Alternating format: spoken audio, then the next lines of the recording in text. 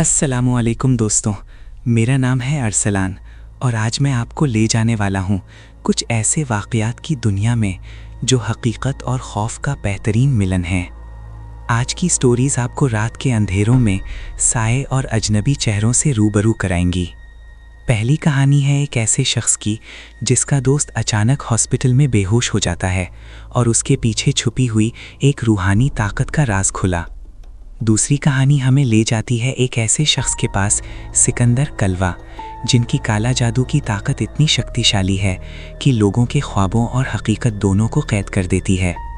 और तीसरी कहानी हमें दिखाती है एक ऐसी औरत, मैदा, जिसके घर में सिर्फ आवाज़ें नहीं बल्कि अजीब साए और रूहों का राज है, जिसमें रात के 3 बजे की चीखें और अजीब बदबू आज भी मौजूद है। ये तीनों कहानियाँ आपके दिल को तेज़ धड़कनों के साथ झंझोड़ कर रख देंगी।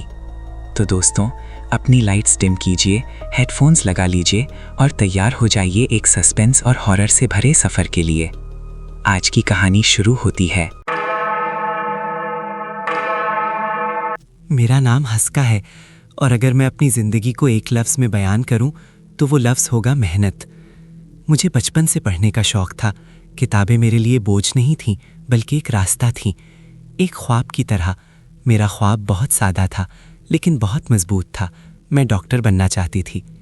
घर में, स्कूल में, हर जगह मुझे एक ही बात के लिए जाना जाता था कि लड़की पढ़ती है, नंबर लाती है और हार नहीं मानती।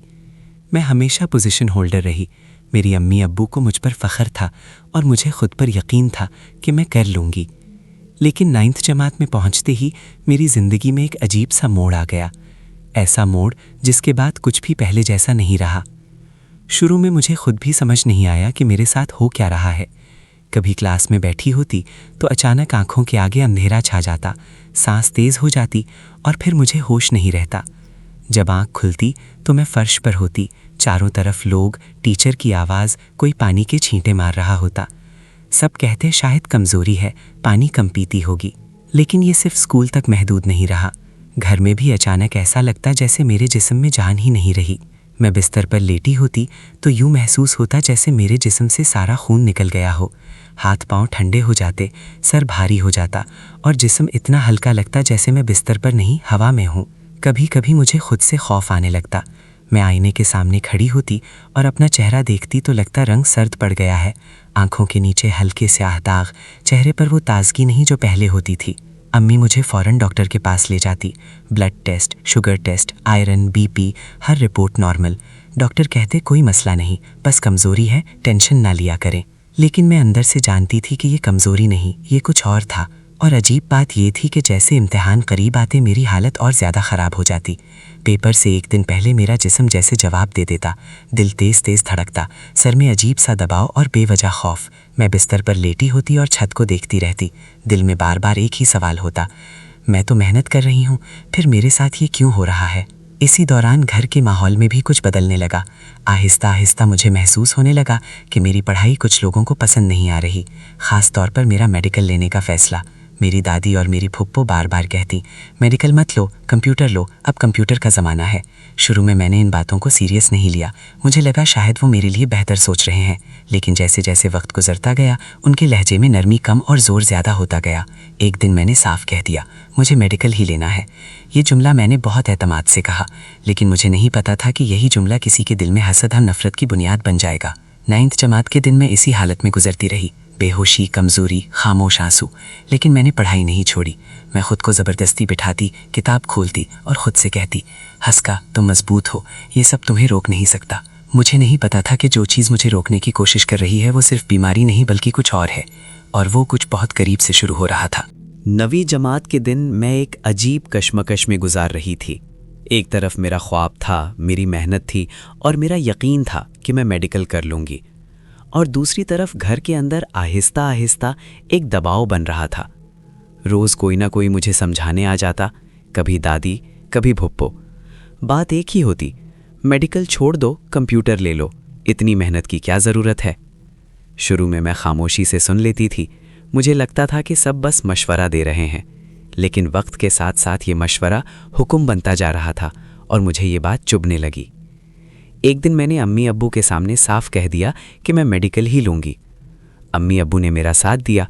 उन्होंने कहा कि अगर बेटी मेहनती है तो उसे रोकना जुल्म है, लेकिन ये बात सबको पसंद नहीं आई। उस दिन के बाद घर का माहौल बदल गया। जो लोग पहले मुस्कुराकर बात करते थे, अब बात करते हुए आंखों में अजीब सी सख्ती ले आते थे। मैं खुद से कहती शायद मैं ज़्यादा सोच रही हूँ, लेकिन दिल मानने को तैयार नहीं होता था। इसी दौरान मैट्रिक के इम्तिहान करीब आ गए। मेरी तबीयत पहले से ज़्यादा ख़राब रहने लगी। कभी लगता जैसे सीने पर कोई वज़न रख दिया गया हो, कभी सर में ऐसा दर्द जैसे किसी ने अंदर से ज़ोर से पकड़ रखा हो। मैं पढ़ती थी, लेकिन लफ्ज़ जहन में ठहरते नहीं थे। फिर एक रात ऐसी आई जो मैं आज तक नहीं भूली। इम्तिहान से सिर्फ एक रात पहले मेरे मोबाइल पर एक मैसेज आया। ये मैसेज मेरी फुप्पो की बेटी का था। उसने मुझे बोर्ड के पेपर्स भेजे। मैं स्क्रीन देखती रह गई। मेरा दिल बैठ गया। मैंने फ़ौरन रिप्लाई किया, ये मत भेजो, मुझे ये सब नहीं चाहिए, मैं अपनी मेहनत से पेपर दूंगी। मेरे हाथ कांप रहे थे। मैंने उसे साफ कह दिया कि आइंदा मुझे कुछ भी ना भेजे। मैं नहीं जानती थी कि ये इनकार किसी के दिल में कितना जहर धर देगा। उस रात मैं सो नहीं सकी। अजीब सी घबराहट थी। ऐसा लग रहा था जैसे मैंने कोई बहुत बड़ा जुर्म कर दिया हो। अगला दिन पेपर का था। मेरे कदम भारी थे, सर में दर्द, आंखों के आगे हल्का अंधेरा, लेकिन मैं किसी तरह पेपर दे आई। पूरे इम्तिहान इसी हालत में गुजरे, बेहोशी, कमज़ोरी, खामोशी, जद्दोजहद। जब रिज़ल्ट आया तो मैं घर पहुंची ही थी कि फ़ोन बज गया। कॉल मेरी फुप्पो की थी। उन्होंने पूछा, रिज़ल्ट देखा? मैंने कहा, नहीं, अभी नहीं। उन्होंने मेरा रोल नंबर लिया। थोड़ी देर बाद उनकी बेटी की कॉल आई। उसने रिज़ल्ट चेक किया और खुशी से बोला, आपका A1 आया है। मैं सुन रह गई, आंखों में आंसू आ गए। लेकिन अगला जुमला मेरे दिल में कांटा बनकर चुभ गया। वो हंसकर बोली, लेकिन मेरी बहन के पेपर्स रुक गए हैं। मेरे दिल में अजीब सी खटका हुई। थोड़ी देर बाद जब मेरी फुप्पो से बात हुई तो उन्होंने कहा, मेरी बेटी का भी A1 आया है। मैं खामोश हो गई। अगर पेपर्स रुक गए थे तो A1 कैसे? मैंने ये सवाल दिल में दफन कर दिया। मुझे नहीं पता था कि ये सिर्फ शुरुआत है। मैट्रिक के बाद सबने समझा कि सब ठीक हो गया है, लेकिन मेरे अंदर कुछ भी ठीक नहीं था। मैं फिर भी मेडिकल में चली गई। इंटर के दिनों में मेरी हालत फिर बिगड़ने लगी। सर का दर्द, दिल की तेज़ धड़कन, हाथों का कांपना। कभी ऐसा लगता है जैसे मैं अपने जिस्म से बाहर हूँ। इंटर का रिज़ल्ट आया, 70% के करीब। MBBS के लिए नाकामी। वो लम्हा मेरी ज़िंदगी का सबसे भारी लम्हा था। मैंने बाथरूम में बंद होकर पहली दफ़ा खुलकर रोया। फिर भी मैंने हार नहीं मानी। एक और मेडिकल फील्ड चूज़ की जहाँ डॉक्टर लिखा जा सकता था। यूनिवर्सिटी मिली। सबने समझा अब सब ठीक हो जाएगा, लेकिन हॉस्पिटल रूटीन शुरू होते ही मैं वार्ड में गिर पड़ी। 3 दफ़ा बेहोश हुई। डॉक्टर्स घबरा गए। पल्स नहीं मिल रही थी। ECG, CT स्कैन सब नॉर्मल, लेकिन मैं रोज़ कमज़ोर होती जा रही थी। तब पहली दफ़ा मेरे दिल में ख्याल आया, अगर ये बीमारी नहीं तो फिर क्या है? फिर कुरान पढ़ने वाले शख्स के पास गए। वहाँ मुझे होश नहीं रहा। मेरी आवाज़ मेरी नहीं लग रही थी। बताया गया कि जिन की हाज़िरी हुई है, और फिर कहा गया ये जादू का मसला है और ये आपके करीबी रिश्ते की तरफ से है। मेरा दिल मानने को तैयार नहीं था, लेकिन फिर रिश्ता आया। मैंने इनकार कर दिया। उसके बाद मेरी हालत और ज़्यादा अजीब हो गई। रात को महसूस होता जैसे कोई पास खड़ा है। एक दिन छत पर अपनी कंघा गीले बालों के साथ छोड़ आई। वापस गई तो वही रिश्तेदार मेरे बाल हाथ में लिए खड़े थे। उस दिन के बाद कोई शक बाकी नहीं रहा। खाना, तस्वीरें, चीज़ें गायब होना, समझ आ गया। मैं नमाज़ पढ़ती रही, आयतुल कुर्सी पढ़ती रही। मैंने कभी बद्दुआ नहीं दी और अल्लाह ने मुझे बचा लिया। आज मैं बेहतर हूँ, पढ़ रही हूँ, GPA अच्छी है, लेकिन सबसे बड़ी कामयाबी ये है कि मैं टूटी नहीं। आखिर में मैं सिर्फ यही कहती हूँ, सबसे ख़तरनाक वार दुश्मन का नहीं होता, बल्कि खूनी रिश्तों का होता है जो खामोशी से किया जाता है। ये थी मेरी कहानी। मेरे लिए दुआ कीजिएगा। अल्लाह सबको हसद करने वालों के शर से महफूज रखे। आमीन। बढ़ते हैं एक और स्टोरी की तरफ। मेरा नाम ज़ीशान है और मैं इस्लामाबाद में रहता हूँ। ये वाक़या 2 दिन पहले का है, लेकिन मैं जो कुछ भी बताने जा रहा हूँ वो सिर्फ एक रात का नहीं, बल्कि उसके पीछे एक पूरी कहानी है। जुम्मे की रात थी, तकरीबन 12 बजने वाले थे। मैं सोने ही वाला था कि अचानक मेरे मोबाइल की एक घंटी बजी। स्क्रीन पर सिर्फ मेरी यूनिवर्सिटी फ्रेंड का नाम था। मैंने कॉल उठाई तो उसकी आवाज़ कांप रही थी। वो बोला, ज़ीशान, फ़ौरन गाड़ी लेकर आओ, आतिफ की तबीयत बहुत ख़राब हो गई है, वो बेहोश हो गया है। पहले तो मुझे लगा शायद मजाक कर रहा है, क्योंकि मैं तकरीबन 1 हफ्ते से उन लोगों से मिला नहीं था। लेकिन उसकी आवाज़ में ऐसा खौफ था जो मजाक नहीं हो सकता था। मैंने वक्त ज़ाया नहीं किया, गाड़ी निकाली और सीधा उस हॉस्पिटल की तरफ रवाना हो गया जहां उन्होंने कहा था। जब मैं हॉस्पिटल पहुंचा तो मंजर इतना खौफनाक नहीं था जितना फोन पर लग रहा था। आतिफ होश में था, लेटा हुआ था, कमजोर लग रहा था लेकिन बात कर रहा था। डॉक्टर ने कुछ दवाइयां लिखीं और कहा, घबराने की बात नहीं, पैनिक अटैक लगता है। हम सबको कुछ सुकून हुआ। डॉक्टर के बाद हम लोग हॉस्पिटल के बाहर चाय पीने बैठ गए। वहां मेरे दोस्त ने असल बात बताई। वो सब कोटा होटल में बैठे थे। रात का वक्त था, आम सी महफिल। चाय मंगवाई गई। आतिफ ने चाय का पहला घोंट लिया और मुस्कुराकर बोला, यार चाय बहुत जबरदस्त बनी है। जैसे ही वो दूसरा घोंट लेने लगा, अचानक उसने अपना सीना पकड़ा और जोर से बोला, हैं? सब घबरा गए। उन्होंने पूछा, क्या हुआ? अचानक आतिफ जोर जोर से हंसने लगा, ऐसी हंसी जो नॉर्मल नहीं थी, और अगले ही लम्हे वो कुर्सी से नीचे गिर गया, बेहोश। पहले तो सबको लगा शायद कोई मजाक है, लेकिन वो वाकई बेहोश था। लोग जमा हो गए। किसी ने पानी दिया, किसी ने एम्बुलेंस बुलाने को कहा, और यूं हॉस्पिटल पहुंच गए। हॉस्पिटल से वापस आकर जब हमने आतिफ से पूछा कि असल में हुआ क्या था, तो वो खामोश हो गया। फिर अचानक वो रोने लगा। काफी देर बाद उसने आहिस्ता से कहा, मुझे लगा जैसे किसी ने मेरे दिल में तलवार घोंपती हो, और साथ ही मुझे ये भी महसूस हुआ कि कोई मेरा मजाक उड़ा रहा है, कोई हंस रहा है। हमने फौरन बात बदल दी, मजाक किया, उसका ध्यान हटाया। वो कुछ बेहतर हो गया, लेकिन असल मसला वहां खत्म नहीं हुआ। अगले दिन मुझे पता चला कि आतिफ को घर भेज दिया गया है। मैंने वजह पूछी तो मेरे दोस्त ने कहा, यार रात को हॉस्टल में अजीब वाकया हुआ। वो लोग कमरे में बैठे थे, रात के 2 या 3 बज रहे थे। आतिफ वॉशरूम गया। 4-5 मिनट गुजरे और अचानक वो भागता हुआ बाहर आया। वो चुपचाप खड़ा था, बस घूर रहा था। उसकी आंखें ऐसी लग रही थी जैसे उनमें खून उतर आया हो। अचानक वो अपने भाई से लिपट गया और जोर जोर से रोने लगा। काफी देर तक रोता रहा।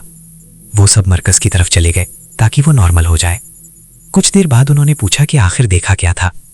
आतिफ ने कहा, मैं शीशे के सामने मुंह धो रहा था। अचानक मुझे लगा किसी ने पीछे से मुझे टच किया है।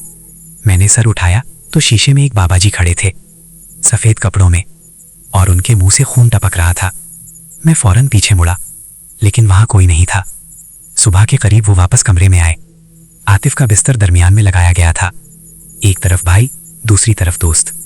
क्योंकि आतिफ कह रहा था, जब मैं सोता हूं तो लगता है कोई मेरे ऊपर से चलकर गुजरा है। लाइट बंद की गई। किसी ने पूछा, आतिफ सब ठीक है? कोई जवाब नहीं। दोबारा पूछा, खामोशी। जब लाइट ऑन की तो देखा आतिफ की आंखें बंद है, सांस नहीं ले रहा। उन्होंने हिलाया, आतिफ, आतिफ। अचानक आतिफ ने दोनों को जोर से धक्का दिया और वो पीछे जा गिरे। हालांकि आतिफ जिस्मानी तौर पर बहुत कमजोर है। वो खामोशी से सबको घूर रहा था। उसके बाद कोई नहीं सोया। सुबह 8 बजते ही टिकट करवाई गई और उसे डेरा इस्माइल खान घर भेज दिया गया। बाद में पता चला कि इस्लामाबाद आने से पहले आतिफ और उसकी कजन एक दूसरे को पसंद करने लगे थे। लड़की की अम्मी ने देख लिया था। घर में फसाद हुआ और आतिफ को इस्लामाबाद भेज दिया गया। आतिफ बताता है कि वो रिश्तेदार खानदान काले जादू के हवाले से मशहूर थी। जब हिसाब करवाया गया तो बताया गया कि आतिफ पर काला जादू किया गया है और उस पर जिन्नात बिठाए गए हैं। अब इसका इलाज जारी है। अल्लाह के करम से वो पहले से बेहतर है। मेरा नाम बुरैर है और मैं आपका पुराना सब्सक्राइबर हूँ। मैं रोज़ाना रात तकरीबन 3 बजे अपनी नानी के साथ हॉरर स्टोरी सुनता हूँ। एक बार हम गांव गए हुए थे। वहाँ घर एक दूसरे से तकरीबन 7-8 किलोमीटर के फासले पर था और मोबाइल पर चलती हुई हॉरर स्टोरीज़, सच ये है कि हम ज़्यादा यकीन नहीं करते थे। लेकिन एक रात हमने सोचा, चलो खुद देखते हैं कि ये सब वाक़या होते हैं या नहीं। हमारे घर से तकरीबन 500 मीटर के फासले पर एक कब्रिस्तान था और उसके बाद 7 किलोमीटर तक कोई दूसरा घर नहीं था, सिर्फ हमारा घर और कब्रिस्तान। जब हम कब्रिस्तान पहुंचे तो एक अजीब मंजर देखा। एक भूरे रंग का आदमी एक कब्र के सामने बैठा था। हमने उसको सिर्फ कमर से देखा। वो कब्र से कुछ निकाल कर खाता जा रहा था। हम आगे बढ़े और उसे रोकने लगे। इतने में एक लंबा सा शख्स आया और एक ही झटके में हम पांचों कजिन्स को पीछे खींच लिया। हम डर गए, लेकिन वो कब्रिस्तान का सिक्योरिटी गार्ड निकला। उसने हमें अपने घर ले गया जो कब्रिस्तान के साथ ही था। उसने कहा, यहाँ एक आदमी है जो काला जादू करता है, उसका नाम है सिकंदर कलवा। इसके जिन्नात इस आदमी के पीछे लग जाते हैं अगर कोई इसे कलवा कहकर बुलाए। मुझे तब भी पूरा यकीन नहीं आया, लेकिन मेरे दोस्त ने जिद पकड़ ली। उसने कहा, आज रात 3 बजे दोबारा चलेंगे और नाम लेकर पुकारेंगे। मैंने मना किया, लेकिन दोस्ती का मामला था। उस रात सिर्फ हम 3 गए। जब दोबारा कब्रिस्तान पहुंचे तो वही आदमी किसी और कब्र पर बैठा था। मेरे दोस्त ने पीछे से आवाज़ दी, ओए कलवे, क्या कर रहा है वहाँ? मेरा दिल वहीं बैठ गया। वो सीधा बैठा था, लेकिन अचानक उसकी गर्दन पूरी घूम गई। आंखें लाल अंगारों की तरह तहक रही थीं। उसने सिर्फ एक जुमला कहा, ये गलती महंगी पड़ेगी। आवाज़ साफ नहीं थी और बीच बीच में अजनबी ज़ुबान भी शामिल थी। हमारी सबसे बड़ी गलती ये हुई कि हमने एक दूसरे के नाम ले दिए। उसके जिन्नात हमारे नाम जान गए। हम कांटेदार दरख्त में छुप गए, लेकिन एक दोस्त की शर्ट फंस गई और वो टुकड़ा वहीं रह गया। उस रात के बाद हम तीनों को 104 बुखार हो गया। अगली रात से एक जैसे ख्वाब आने लगे। हम तीनों एक ही जगह होते, लेकिन एक दूसरे को देख नहीं पाते। हर तरफ अंधेरा और फिर एक बहुत बड़ी मुस्कुराहट। इंसान ही नहीं, कुछ और। फिर हालात बिगड़ने लगे। एक दोस्त को खून की उल्टियां होने लगीं। हमारे मुंह से अजीब बदबू आने लगी, जैसे कोई मुर्दा जानवर हो। जब वालिदैन को बताया तो हम दोबारा उस गार्ड के पास गए। वहाँ जो मंजर देखा वो नाकाबिले यकीन था। गार्ड 10 फीट हवा में उठा और उसके इर्द गिर्द स्याह कपड़ों में लिपटे वजूद थे। मेरे वालिद हाफिज़ कुरान ने दम दिया, वो वजूद गायब हो गए। गार्ड ज़मीन पर आ गिरा। उसने कहा, ये सब सिकंदर ने करवाया है। वो मर रहा है और उसके जिन्नात कंट्रोल से बाहर हैं। हम एक आलिम के पास गए। उसने हमें देखते ही कहा, जिसने भी तुम पर यह किया वो बहुत ताकतवर है। उसने बताया, सिकंदर ने बदले के लिए हर जिन्नात का एक ख़ानदान छोड़ा था।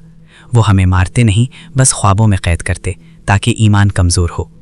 लेकिन अल्लाह के करम से हम सब बच गए और सिकंदर की लाश से ऐसी बदबू आ रही थी कि लोग करीब भी नहीं जा सकते थे। सिकंदर कलवा एक शख्स था जो काला जादू में माहिर था। उसके जिन्नात इतने ताकतवर थे कि हर चीज़ उसके हुक्म में थी। अगर कोई उसका नाम लेकर पुकारे तो उसके जिन्नात उसका पीछा करते।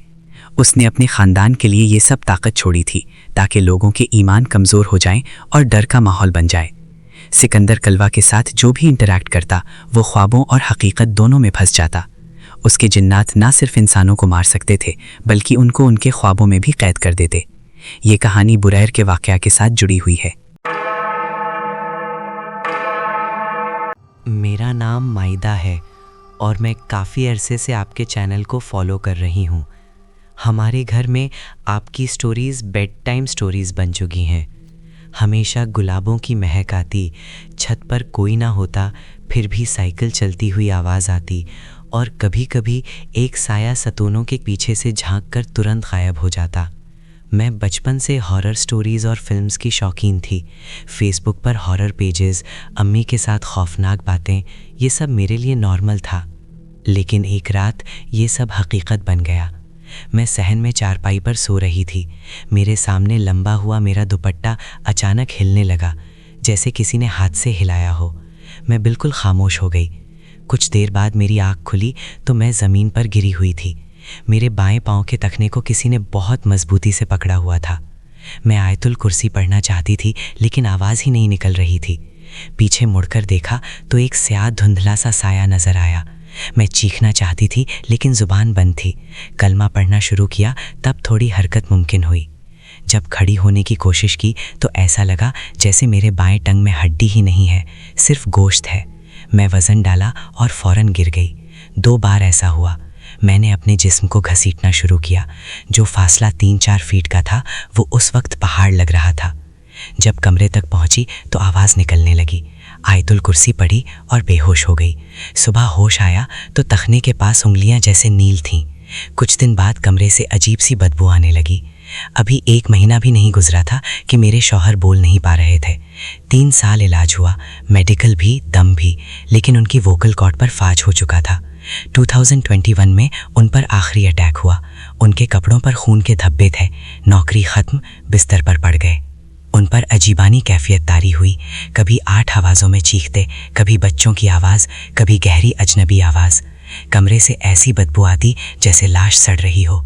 अगरबत्तियाँ, खुशबू, कुछ काम नहीं आता। उसी दौरान घर में काले साए नजर आने लगे। जागती आंखों से बच्चे दिखते। रात भर मेरे शोहर चीखते जैसे उनके अंदर कोई और रूह हो, और सुबह मुस्कुराकर नाश्ता करते। जनवरी 2025 में दौरे आने लगे। एक दौरे में उनका जिस्म तकरीबन 2 फीट ऊपर उछला। वो बिस्तर पर इधर उधर घूम रहे थे। एकदम कमरे का दरवाज़ा पूरी ताकत से खुला। वो सीधे लेटे थे, कंबल ओढ़े, और चेहरे पर खौफनाक मुस्कुराहट। 1 हफ्ता बाद मैं खाना देने गई। बिस्तर और दीवार के बीच एक बच्चा खड़ा था। वो मुस्कुराहट, अगले लम्हे सब गायब। बस वो बच्चा और मैं, तकरीबन 30 सेकंड। फिर मेरे शौहर चीखे और मंजर ख़त्म हुआ। 18 फरवरी 2025 दोपहर 3 बजे मेरे शौहर का इंतकाल हो गया। आज भी उनके कमरे में चीखें सुनाई देती हैं और बदबू अभी तक मौजूद है। दोस्तों, ये थी हमारी आज की हॉरर स्टोरीज़ की सीरीज़, जिसमें आपने देखा कैसे नॉर्मल ज़िंदगी के यंग लोग डार्क मैजिक, हॉन्टेड रूम्स और सुपरनैचुरल शैडोज़ का सामना करते हैं। हर कहानी ने हमें ये याद दिलाया कि कभी भी चीज़ें वैसे नहीं होती जैसा दिखता है, और रात का अंधेरा हर वक्त खौफ ला सकता है। अगर आपको ये स्टोरीज़ पसंद आई तो वीडियो को लाइक करें और हमारे चैनल को सब्सक्राइब करें। बेल आइकन भी दबाएं ताकि हर नई हॉरर स्टोरी का नोटिफिकेशन आप तक सबसे पहले पहुंचे।